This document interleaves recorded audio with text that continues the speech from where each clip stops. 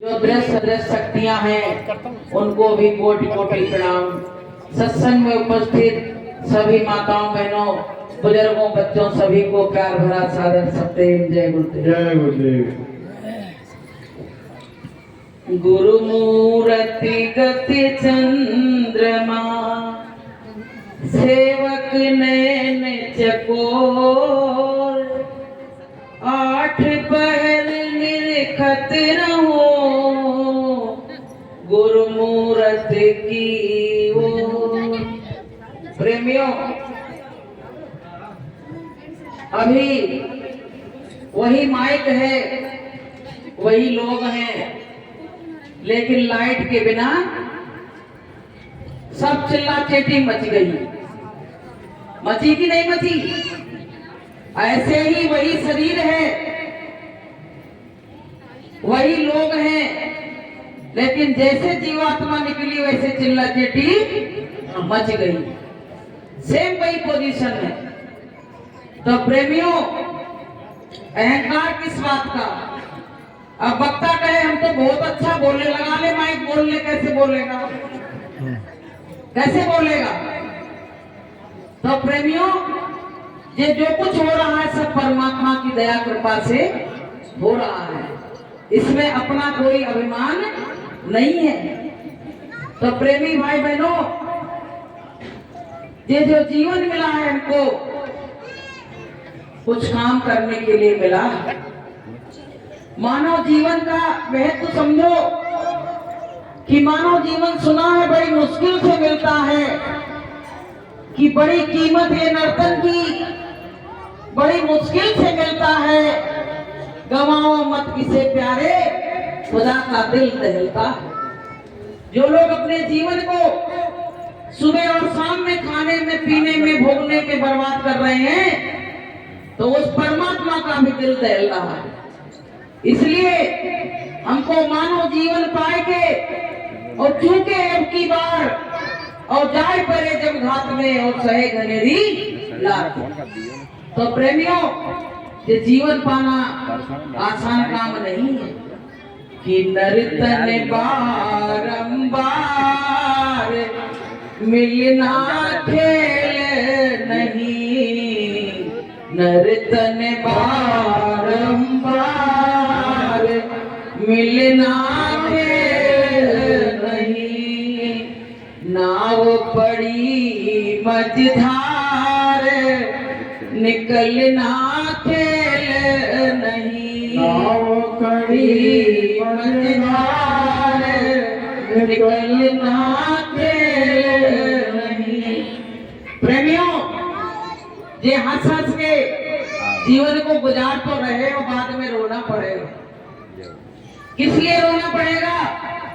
अगर गुरु की शरण में नहीं आए और अपने जीवन में सत्संग को ग्रहण नहीं किया, उस पथ के पथिक नहीं बने, तो अंत में हमको रोना ही पड़ेगा।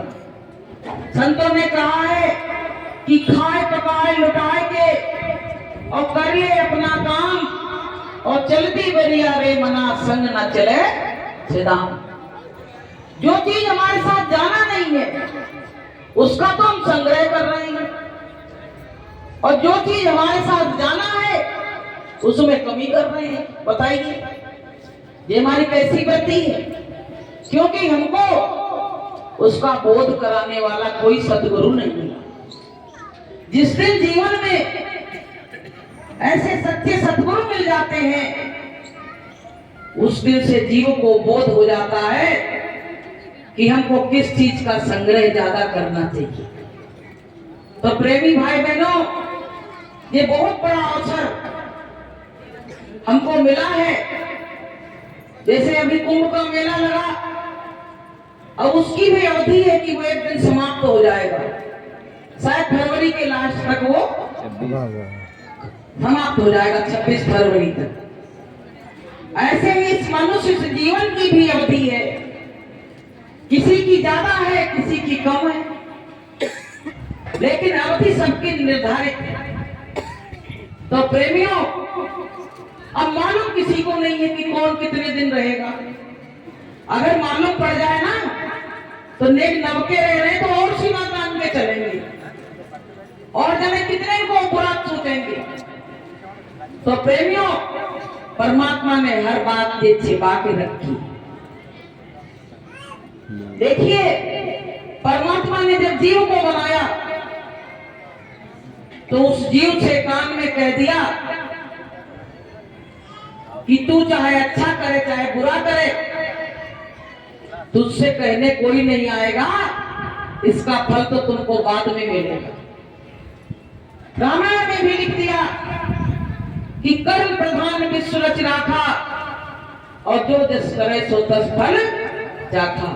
जैसे कहते हैं जैसी करनी वैसी भरनी। जैसे पड़ोस में कोई घटना घट जाए तो कहने का बड़ा वो मिल जाता है लोगों को, है कि जैसी करनी थी हम तो देखते थे, तुम न जानो बहन जी वो बहुत खराब थी, लेकिन अपनी करनी नहीं देख रही। अपनी करनी किसी के ऊपर हाथ उठाने के तो उसके तरफ तो एक उंगली गई और तुम्हारी तरफ कितनी आई, ये भी कभी विचार किया? तो प्रेमियों, कहा कि बुरा जो देखने में चला और बुरा न मिलिया कोई, और जो घट देखूं अपना तो मुझसे बुरा ना कोई। हर जीव को अपने अंदर झांकना चाहिए। क्या हम बिल्कुल साफ सुथरे नहीं हो गए हैं? अभी बहुत बुराइयां इसके अंदर भरी। अगर ये बुराइयां निकल गई होती तो प्रेमियों सब काम ही खेल ही सब कुछ ये दुनिया का खत्म हो जाता और वो खेल शुरू हो जाता। बोलिए प्रेम से। तो प्रेमी भाई बहनों, इस संसार में आए हो तो कुछ अच्छा करके चलो। अच्छा करने का मतलब ये नहीं अच्छा अच्छा भोजन बना के खाओ और इधर उधर के काम करो, वो नहीं लग्जरी जीवन जियो, फकीरी जीवन। संत कहते हैं कि जब तुमको सुख मिलेगा तो फकीरी में ही मिलेगा, अमीरी में नहीं मिलेगा। कि जो सुख पायो राम भजन में, सो सुख नाई अमीरी में, और मन लागो मेरो यार फकीरी में। जब भी तुमको कुछ मिलेगा सब चीज छोड़ के ही मिलेगा। अभी वो ITI बाबा जो आ गया है, हम उसका इस समय बहुत देख रहे हैं, वायरल बिल्कुल हो रही वीडियो उसकी। उसके मतलब कंसेप्ट बड़े अच्छे हैं, बहुत क्लियर कंसेप्ट है। तो प्रेमियों, उससे कहा गया, लोगों ने प्रश्न किया कि जन्म देने वाले माता पिता जो हैं वो तो रो रहे हैं, तुमने ये कौन सा अच्छा काम किया? तो उन्होंने कहा जब उसका बोध हो जाता है, उसने कहा कि जब उसका बोध हो जाता है तो जे माता पिता फीके लगने लगते। बताइए, जिसको परमात्मा मिल जाता है उसको दुनिया के माता पिता फीके लगने लगते। तो प्रेमियों, हमारे सबके ऊपर अभी वो चीज आई नहीं है, अभी बहुत दूर है। अभी हम संसार को पकड़े हुए हैं और जब तक पकड़े रहेंगे वो बंदर वाला हाल है कि मटकी में चने डाले और उसने हाथ डाला।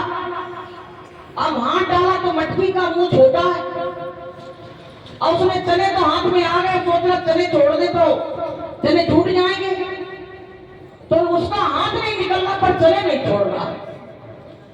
ऐसे प्रेमियों, हम लोग सोचते हैं अगर संसार से बैराग ले लिए तो ये सब छूट जाएगा और ना इधर कुछ मिलेगा ना उधर से सब छूट जाएगा, तो हम करेंगे क्या, बेकार हो जाएगा।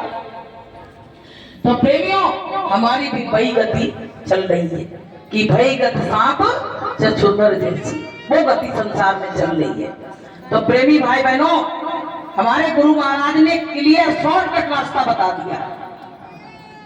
गुरु महाराज ने कहा बच्चों, तुम कितने देवी देवताओं को मनाओगे? एक बात बताओ, किसको किसको तुम मनाओगे? इतना तुम्हारा जीवन भी नहीं है।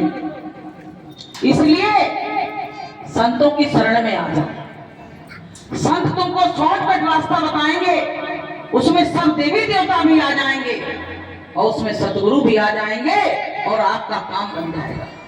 तो प्रेमियों, अगर हमको कुछ लेना है तो हमको कुछ खोना भी पड़ेगा।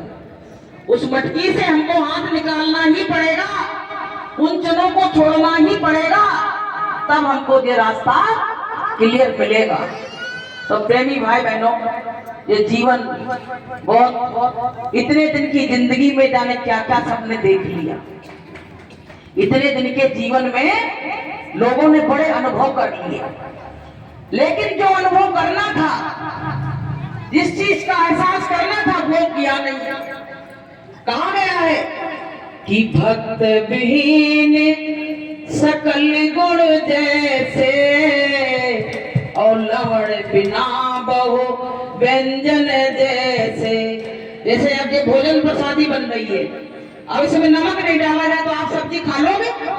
अच्छी लगेगी? नहीं, मसाले तो बहुत पड़ेंगे। अच्छी लगेगी? नहीं लगेगी ना।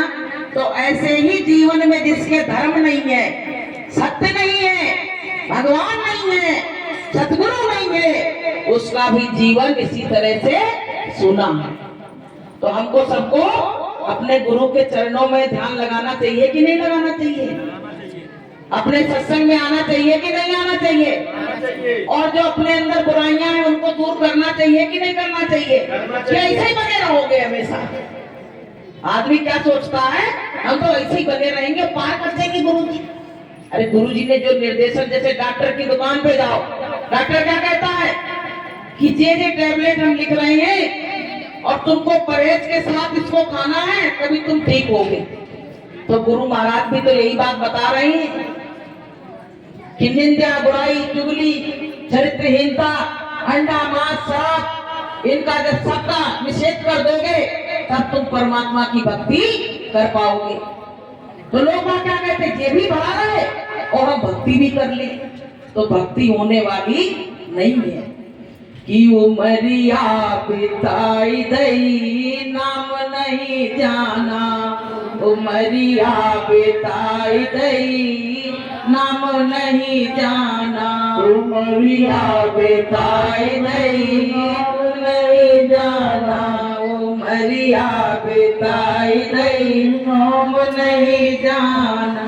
नाम नहीं जाना तूने, काम नहीं जाना, नाम नहीं जाना तूने, काम नहीं जाना, उमरिया बिताई दई नाम नहीं जाना, उमरिया बिताई दई नाम नहीं जाना।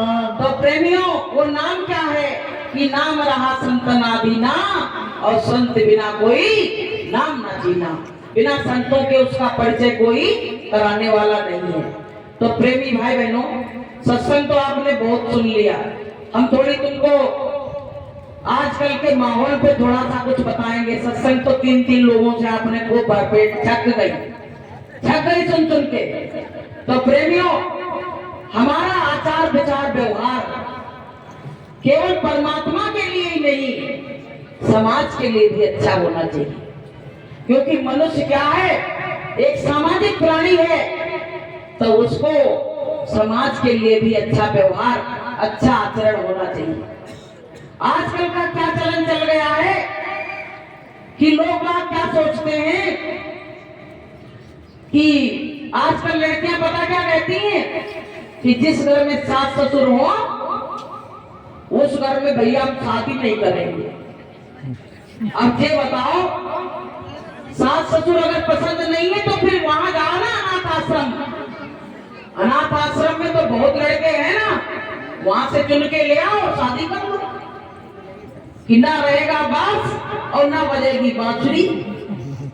तो प्रेमियों, जब जरूरत पड़ती है, जब बच्चे होते हैं, डिलीवरी होती है, तब कहते सास को बुला लेना, अब नहीं बुलाना तब जाने। तो प्रेमियों, वही सास बुरी थी और वही अब बहुत अच्छी लग रही है। एक बार क्या हुआ, एक बहन थी, वो सत्संग में जाती थी, तो एक महात्मा जी से कह रही, महात्मा जी मेरी बच्चे की शादी नहीं हो रही। तो महात्मा जी ने कही, हो जाएगी शादी। माता है, शादी की से बहुत परेशान रहती है, हमें और परेशान करती है, कहती बहन जी तुम कब करोगी? अरे ना, हमारे करने से कुछ होता है, सब वो करेगा, ऊपर वाला बैठा है। तो प्रेमियों, उसका क्या निर्देश था कि जिस घर में सास होगी उस घर में हम अपनी बच्ची की शादी नहीं करेंगे। तो ऐसे घर देख देख के बहुत दिन हो गए, तो बड़ी मुश्किल से शादी हो पाई और लड़के की शादी नहीं हो। तो महात्मा जी ने कहा कि ये बताओ, जब तुम कहती हो कि जिस घर में सास होगी तो हम शादी नहीं करेंगे, तो अभी तुम भी तो जिंदा हो, तो तुम्हारे लड़के की कैसे शादी हो जाएगी? बोलिए प्रेम से। तो प्रेमियों, जब तुम दूसरे का बुरा चाहोगे तो परमात्मा तुम्हारा भी बुरा करेगा। प्रेमी भाई बहनों, जितनी खुशी माता पिता को होती है, सास ससुर को होती है तुम्हारे घर आने की, उतनी कोई पड़ोसी को नहीं हो सकती है। सारी खुशियां नौछावर कर देते हैं तुम्हारे ऊपर कि आज मेरे बच्चे की शादी है, खुशी से झूम उठते हैं। लेकिन वही बहू में घर में आके और दिया तोड़ करें तो बताइए माता पिता को कितना दुख होगा, कितना दुख होगा।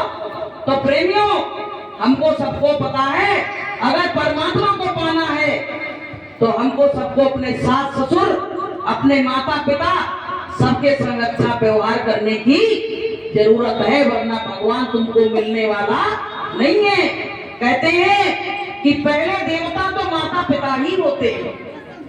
अगर तुमको जन्म देके और इस दुनिया में तुम्हारा पालन पोषण निर्माण ना करते तो तुम इस दुनिया में आ पाते। इसलिए प्रेमियों, ये बात अपने दिल और दिमाग से बिल्कुल निकाल दो कि माता पिता सास ससुर का निरादर करो। कि माता पिता की सेवा कर लो, खुशियों से झोली भर लो, समझ तेरे राम यही है, तेरे भगवान यही है। माता पिता की सेवा कर लो, खुशियों से झोली भर लो, समझ तेरे राम यही है, तेरे भगवान यही है। जिस घर में माता पिता रो रहे हैं, आजकल परेशानी क्यों आ रही है? क्योंकि हर बूढ़े बुजुर्ग की आंखों में आंसू है, क्योंकि उनके घर का जो माहौल है ना, तो क्या हुआ, दूसरे घर की आई, उसने सब माहौल बिगाड़ दिया। अब क्या करोगे? अब तो प्रेमियों आंसू केवल रह गए, आंसू पोंछते रहो। तो प्रेमियों, हमको सबको अपने माता पिता का सम्मान, अरे अच्छी संगत में बैठो तो तुम पे अच्छा प्रभाव पड़ेगा, और किसी बुरे की संगत में बैठोगे तो तुम्हारे ऊपर बुरा प्रभाव पड़ेगा। अगर मंथरा ना आती तो क्या राम को वनवास होता? बताइए बहनों, अगर मंथरा ना आती कैकेयी के पास तो क्या राम को वनवास होता? कौन ने उनको मंत्रणा दी? उसी ने आके कह दिया कि तुम्हारे पुत्र को तो गद्दी मिल नहीं रही है, और बताइए कौशल्या के पुत्र को गद्दी मिल रही है। जबकि माता कैकेयी जो थी वो राम को बहुत चाहती थी, बहुत चाहती थी, लेकिन कहते कहने से दीवारें हिल जाती है। वो आके कान में फूंक गई और उसी समय से कैकेयी का दिमाग खराब हो गया। ऐसे ही ये माताएं बहनें आस पड़ोस की आती कह देती है तुम अपने सास ससुर की बड़ी सेवा कर रही हो, तुम तो सो गई बिल्कुल सेवा कर करके, तुम्हारे तो शरीर में कछु नहीं बचा, ढीली पड़ गई। अब वो सोचती है अब लो सेवा, अब हम करते सेवा, अब कराए सेवा। ऐसी गाने फैला गई कि पूरे घर में बिना माचिस के ही आग लग गई, अब जरूरत नहीं है। तो प्रेमियों, किसी के जो कान के कच्चे लोग होते हैं ना, उनका सब कुछ बेकार हो जाता है, सब कुछ बेकार हो जाता है। इसलिए प्रेमियों, कान के कच्चे मत बनो। ये तो देखो कि ये जीते जागते देवता मेरे लिए कर क्या रहे हैं, उसकी बात को तो मानो। तो प्रेमी भाई बहनों, हमको सबको किसी की बात में आने की जरूरत नहीं है, लेकिन सास ससुर को भी चाहिए। देखो, अगर अच्छे सास ससुर है तो तुम उनकी बात मानो, अगर भजन करते हैं उनको दुखी नहीं करना। जो माता पिता सास ससुर भजन करने वाले हैं उनका कभी निरादर नहीं करना, नहीं तो गुरु महाराज तुमसे बहुत नाराज हो जाएंगे कि मत सता उसको, नहीं तो रो देगा, और जब सुनेगा उसका खुदा तो तुझको जड़ से खो देगा। तब प्रेमी, तुम्हारे घर में जब परेशानी आएगी तो तुम कहोगे अरे हमने अपने माता पिता को परेशान किया था, उसका आज हमें परिणाम मिल रहा है। आजकल क्या सभ्यता चल गई है प्रेमियों कि बच्चों को अच्छी पढ़ाई पढ़ाए, ये कल्चर बहुत चल रहा है। बच्चा हमारा विदेश जाए, अब वो जो विदेश गए उनकी हथकड़ी डाल डाल के ट्रम्प भेज रहा है यहाँ अपने भारत में। अब वो विदेश गए तो एक क्या हुआ, एक बार एक मास्टरनी थे जैसे हम लोग हम बता रहे हैं, तो उन्होंने क्या किया, पैसा था, बोले बच्चे को अच्छा पढ़ाओ। बच्चा विदेश चला गया, दोनों बच्चे चले गए, अमेरिका चला गया, कनाडा चला गया। अब क्या हुआ, शरीर वृद्ध होने लगा तो उन्होंने कहा बेटा हम भी रिटायर हो गए हैं और तुमने भी इतनी कमाई कर ली, अब तुम अपने देश वापस आ जाओ। लेकिन जिसके मुंह में पैसा लग जाए हाथ में वो आता है लौट के। उसने अपने पिताजी से कहा पिताजी तुम कैसी बात करते हो, पहले तो हमको विदेश जाने के लिए इतना पैसा लगाया, हमको बुला रहे हो, अब हम नहीं अभी आ पाएंगे। तो बोले बेटा तेरी माँ बड़ी बीमार, तुम्हारी माँ को पैरालिसिस हो गया है, बहुत बीमार है बेटा, वो रोती रहती है, कहती है कि बेटा हमारा घर आ जाए, पता नहीं किस समय क्या हो जाए।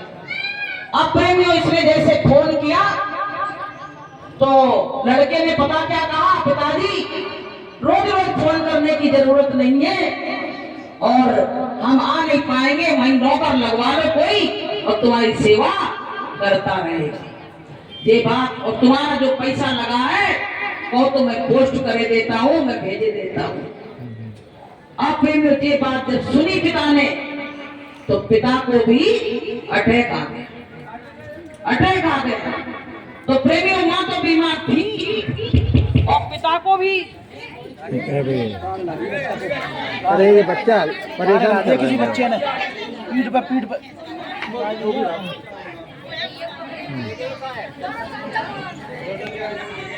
धन काय को ला देते हैं जी, काल भगवान बार-बार आ जाते हैं।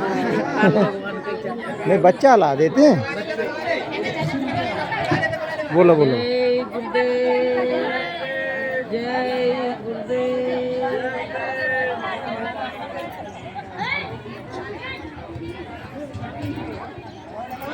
क्या ठानो परेशानी दे रही है। जय गुरुदेव। तो प्रेमियों क्या हुआ सुनो, पिता को अटैक आ गया। अब वो तो उठ ही नहीं पाती थी और पिता को अटैक आ गया, अब दोनों पड़े। अंदर से कुंडी लगी, कोई खोलने वाला नहीं। अब जब वो सुबह उठी देखा कि ये सुबह उठ के हमको चाय देते थे, हमको मंजन करवाते थे, अब वो सोची आज उठे क्यों नहीं। अब उसने धीरे से पकड़ के चादर खींची तो चादर के साथ खुद नीचे गिर पड़ी। अब प्रेमियों उसने ये लैंडलाइन का फोन लगा था, वो डिब्बा वाले रहते थे ना, आज बेकार राग हो गया। तो प्रेमियों क्या हुआ, बोलते रहो। वो फोन लगा था, फोन पे जाके उसने किसी दोस्त को कॉल करी थी, तो उसी पे जाके उसका हाथ अंगूठा दब गया तो उसको फोन लग गया। एक जना वहीं खड़े रहो थोड़ी देर तो सही रहेगा यार। तो प्रेमियों जब वो फोन दोस्त को लगा जाके तो दोस्त समझ गया कि आज कोई बात जरूर है जो ये फोन आया है। तो उसने कहा शांत रहो, मैं आ रहा हूँ, तुरंत आया। अब कुंडी कौन खोले, दोनों, एक तो चला गया, एक पैरालिसिस हो गई। अब प्रेमियों क्या हुआ, उसने दरवाजा तोड़ा तो वो लड़खड़ाती आवाज में रो रही। अब प्रेमियों जब उसने देखा तो बेटे को फोन लगाया, तो अब बेटा आए कैसे, अमेरिका से यहाँ आने में तो टाइम लगता है, चाहे तुम फ्लाइट से आओ कैसे भी आओ टाइम लगता है। अब प्रेमियों जब वो आया तो यहाँ के लोगों ने उसका दाह संस्कार सब कर दिया और यही कहते कहते उसने देखा कि पति मर गया तो उसको इतना ज्यादा हवलदी हो गई कि वो भी मर गई, दोनों खत्म हो गए, दोनों का खेल समाप्त हो गया। अब प्रेमियों क्या हुआ सुनो, अब वो लड़का जो जो था वहां उसने टीवी पे देखा कि जो माता पिता के संग बुरा व्यवहार करते हैं, ऐसा होता वैसा होता है, उनके बच्चे ही करने लगे उनके साथ। तो उनको अपनी माँ की याद आई। अब जब वहां से चला यहाँ आया तो इससे कोई गांव वाला बोला नहीं। बोले तेरा मुंह देखने का धर्म नहीं है, तेरे माता पिता दोनों चले गए, अब तू क्या लेने यहाँ आया? तो बोला ये बताओ कि मेरी माँ